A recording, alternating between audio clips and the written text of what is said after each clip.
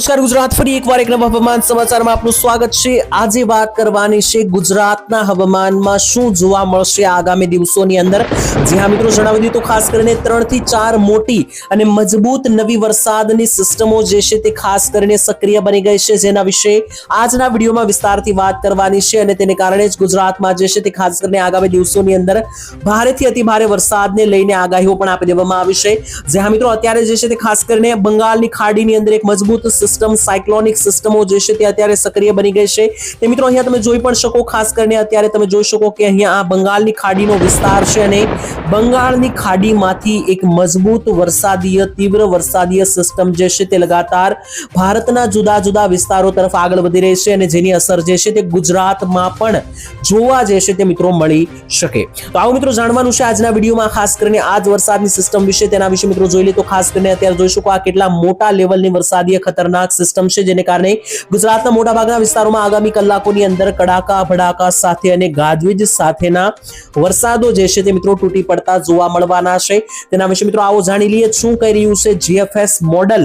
ગુજરાતમાં આગામી 3 દિવસ જે છે તે ભારે વરસાદની આગાહીઓ પણ કરી દેવામાં આવી છે। ગુજરાતના કયા કયા ગામડાઓમાં ભારેથી અતિ ભારે વરસાદો જોવા મળશે તે પણ હવે જાણી લઈએ આપણે, અને ત્યારબાદ મિત્રો અંતમાં જે છે તે મારે તમને એક ચોમાસાને લઈને જે નકશાઓ જાહેર કરવામાં આવ્યા છે, કેટલાક જે નકશાઓ છે તેના વિશે પણ હું તમને માહિતી આપવાનો છું। જે નકશાઓ વિશે હું તમને જણાવી રહ્યો છું, અહીંયા તમે જોઈ શકો સ્ક્રીન ઉપર આ મિત્રો જે છે તે ચોમાસા 2025 ને લગતા નકશા છે। આ સંપૂર્ણ જૂન મહિનો કેવો જશે, કારણ કે મિત્રો હવે જૂન મહિનાની શરૂઆત થવાની છે, સંપૂર્ણ જૂન મહિનામાં કેવો વરસાદ પડશે તેને લઈને મિત્રો આ નકશાઓ પણ જાહેર કરવામાં આવ્યા છે, તેના વિશે આ વિડીયોના અંતમાં વાત કરીશું। ચાલો મિત્રો સૌથી પહેલા જે છે તે વરસાદની આગાહી વિશે વાત કરી લઈએ કે આગામી 2 થી 3 દિવસ એટલે કે મિત્રો ખાસ કરીને તારીખ 31 મે, 1 જૂન અને 2 જૂન આ દિવસો દરમિયાન ગુજરાતના કયા કયા વિસ્તારો છે કે જ્યાં રીતસરનું આભ ફાટી શકે, મેઘરાજા પોતાનું રુદ્ર સ્વરૂપ ધારણ કરી શકે તેના વિશે વાત કરવાની છે। ગાજવીજ સાથેના વરસાદની આગાહી છે, કારણ કે મિત્રો અત્યારે તમને જણાવી દઈએ તો મોટા ભાગના ગુજરાતના વિસ્તારો જોઈ શકો, આ સંપૂર્ણ ગુજરાતનો વિસ્તાર છે। ગુજરાતના મોટા ભાગના વિસ્તારો અત્યારે જોઈ લઈએ તો 90% ભાગો જે છે તેના ઉપરથી અત્યારે કાળા ડિબાંગ ખતરનાક જે છે તે મિત્રો વાદળો પસાર થઈ રહ્યા છે। અત્યારે ઓલ ઓવર સંપૂર્ણ ગુજરાત ઉપરથી મિત્રો આ વાદળીય સિસ્ટમ જે છે પસાર થઈ રહી છે, અને આ મિત્રો જે વાદળીય સિસ્ટમ અહીંયા ગુજરાત ઉપરથી જે મિત્રો આ પસાર થઈ રહી છે તેને કારણે ગુજરાતભરની અંદર અત્યારે ભેજવાળું વાતાવરણ છે, અને આ ભેજને કારણે મિત્રો સંપૂર્ણ ગુજરાતમાં અત્યારે ગરમી પણ થઈ રહી છે, ઉકળાટ પણ થઈ રહ્યો છે। હવે મિત્રો તમને જણાવી દઈએ કે આ જે ગરમી પડી રહી છે તે ઉનાળાને કારણે નથી, આ ગરમી હવે મિત્રો જે ચોમાસું આવી રહ્યું છે તેને કારણે ભેજ બની રહ્યો છે જમીન ઉપર, તેની મિત્રો આ ગરમી અત્યારે તૂટી પડી રહેશે। હવે મિત્રો જે આ વરસાદના રાઉન્ડો જોવા મળશે, ભવિષ્યમાં જે ચોમાસું હવે આવી રહ્યું છે તેના વરસાદો નોંધાશે ત્યારે મિત્રો આ ગરમીમાંથી લોકોને રાહત મળવાની છે। આગામી 3 દિવસ મિત્રો ગુજરાતના વિવિધ ભાગો પર વાદળો જોવા મળી રહ્યા છે અને આ વાદળો ફૂટશે, વાદળો ફાટશે તો મોટા ભાગના વિસ્તારો પરથી જે છે તે રીતસરનું મેઘતાંડવ થતું જોવા મળવાનું છે। તેના વિશે આવો વિસ્તારથી જાણી લઈએ કે કયા કયા ગામડાઓની અંદર કેટલો વરસાદ જોવા મળશે।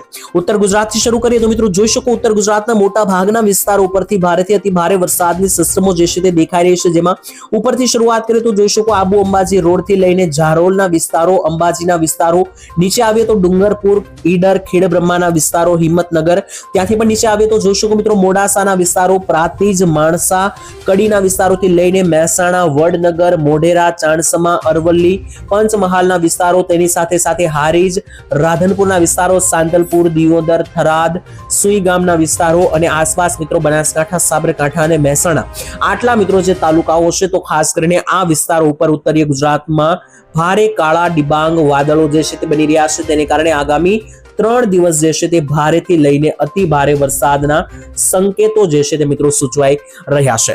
ત્યાંથી મિત્રો આગળ વાત કરીએ, ખાસ કરીને જોઈ લઈએ સૌરાષ્ટ્ર વિશેની માહિતી મેળવી લઈએ તો સૌરાષ્ટ્રની અંદર આગામી 3 દિવસ ભારે વરસાદની આગાહી જોવા મળી શકે, કારણ કે અહીંયા જોઈ શકે મિત્રો ખાસ કરીને 99 થી લઈને 90 લેવલના વરસાદો, 90% જેટલાના વાદળો મિત્રો અહીંયા દેખાઈ રહ્યા છે સમગ્ર સૌરાષ્ટ્ર ઉપર। તો સૌરાષ્ટ્રમાં પણ કાળા ડિબાંગ વાદળો સાથે ભારેથી અતિ ભારે ધોધમાર વરસાદની આગાહી રહેવાની છે, જેમાં શરૂઆત કરી બોટાદ જિલ્લાની સાથે તો મિત્રો વાત કરી લે બોટાદ જિલ્લા ઉપર તો જોઈ શકો મિત્રો બરવાળાના વિસ્તારોથી લઈને બાણગઢના વિસ્તારો, ધંધુકા, રાણપુરના વિસ્તારોથી લઈને ગઢડા અને સાળંગપુર સહિત સાથે જ માંડવા સહિતના જે વિસ્તારો છે તો આ દરેક પંથકોની અંદર મિત્રો બોટાદ જિલ્લામાં જે છે તે ખાસ કરીને ભારે કડાકા ભડાકા સાથે વરસાદો જોવા મળી શકે।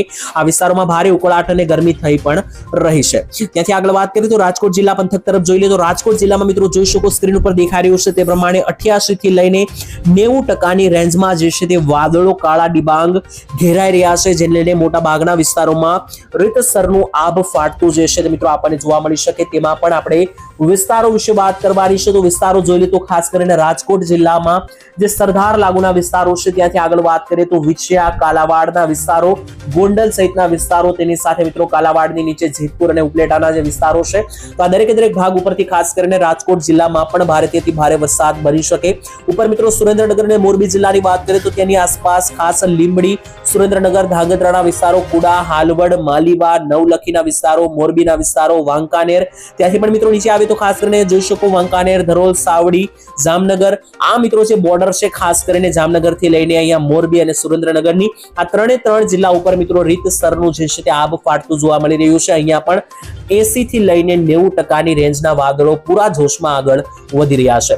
દરિયાકાંઠાના વિસ્તારો તરફ જોઈ લે તો મિત્રો ખાસ કરીને દરિયાકાંઠે તમે જોઈ શકો તો ઓખાના વિસ્તારો, બેટ દ્વારકાના વિસ્તારો, દેવભૂમિ દ્વારકા, ભાટિયા, ખંભાળિયા, લાલપુર પંથક, ભાણવડ, શિશલીના વિસ્તારો, ત્યાંથી નીચે આવે તો જામદેવડિયાના વિસ્તારોથી લઈને ખાસ કરીને પોરબંદર જિલ્લામાં પણ કુતિયાણા, કદાચ, કેશોદ, માંગરોળના વિસ્તારો, ત્યાંથી નીચે જોઈએ તો ખાસ કરીને ઉના, વેરાવળ સહિતના જેટલા પણ મિત્રો આ દરિયાકાંઠાના વિસ્તારો છે, તો આ દરિયાકાંઠે જોઈ શકો મિત્રો ખાસ કરીને હાઈ લેવલના વાદળીય સિસ્ટમની ગતિવિધિઓ જે છે તે અહીંયા બની રહી છે. આ વાદળીય ગતિવિધિઓને કારણે અહીંયા પણ 90% રેન્જના જે છે તે મિત્રો વાદળો બની રહ્યા છે, જેથી આ વિસ્તારોમાં, આ ઝોનમાં પણ ખાસ કરીને આગામી કલાકોમાં ભારેથી અતિ ભારે વરસાદની જે છે તે આગાહી કરવામાં આવી રહી છે. ત્યાંથી મિત્રો નીચે આગળ વાત કરીએ ખાસ કરીને ભાવનગર અને અમરેલી જિલ્લા તરફ વાત કરી લઈએ તો ભાવનગર અને અમરેલી જિલ્લામાં પણ ભારેથી અતિ ભારે વરસાદની આગાહી રહેશે, જેમાં સંપૂર્ણ ભાવનગર જિલ્લાની રેન્જ મિત્રો જોઈ લે તો સંપૂર્ણપણે ભાવનગર જિલ્લાની અંદર ખાસ શિહોરના વિસ્તારોથી લઈને નીચે જોઈએ તો બગદાણાના વિસ્તારો, તળાજા, પાલીતાણા, મહુવા, ભાવનગર, વલભીપુર અને ગારિયાધાર,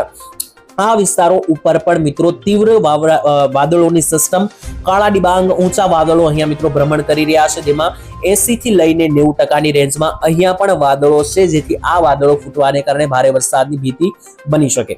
અમરેલી જિલ્લામાં જોઈ લે તો સંપૂર્ણપણે અમરેલી જિલ્લામાં પણ તમે જિલ્લાઓ વિશે વાત કરીએ, અમરેલી જિલ્લામાં તાલુકાઓ વિશે વાત કરીએ તો બાબરા, લાઠી, બગસરાના વિસ્તારો, સાવરકુંડલા, રાજુલા, લીલિયાના વિસ્તારો, ધારી અને દુધાળા, આ પંથકોની અંદર જે છે તે મિત્રો 99 લેવલના વાદળો છે, જેથી અમરેલી વિસ્તારમાં ભારેથી અતિ ભારે વરસાદની જે છે તે આગાહીઓ કરવામાં આવી છે.